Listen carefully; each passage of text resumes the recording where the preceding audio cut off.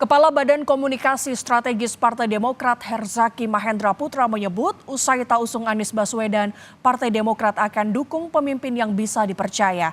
Dalam program Dua Arah pada Jumat 1 September, Herzaki mengatakan Anies telah 7 kali meminta AHY jadi bacawa pres, namun kemudian malah memilih Muhaimin Iskandar. Bukan kami keluar ini diksinya tidak tepat. Jadi apa jadi?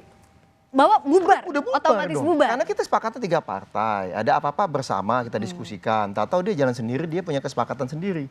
Tanpa melibatkan, tanpa ada informasi dan tanpa diskusi sama sekali. Dan tadi yang saya sampaikan, sampai hari ini aja tidak ada komunikasi secara langsung. Tapi udahlah, kalau Jadi bagi kami. kemananya? Udah kebayang belum? Kalau Yang paling kami, possible kemana? Ya kalau dari kami kemananya itu kita lihat di mana pemimpin yang kami rasa sudah pasti bisa dipercaya. Bukan berjanji bicara apa lalu kenyataannya apa, kan begitu. Silakan kalau misalnya memang jago berkata-kata, kita tahu kok. Mau ngeles apapun faktanya kami dikhianati. Sesederhana itu. Bang, kalau memang mohon maaf nih, nggak usah sampai 7 kali lah ngajak Mas AHY menjadi cawapres Mas Anies. 7 kali dari Januari sampai sekarang. Oke. Saksi pertama ada 4 orang. Kalau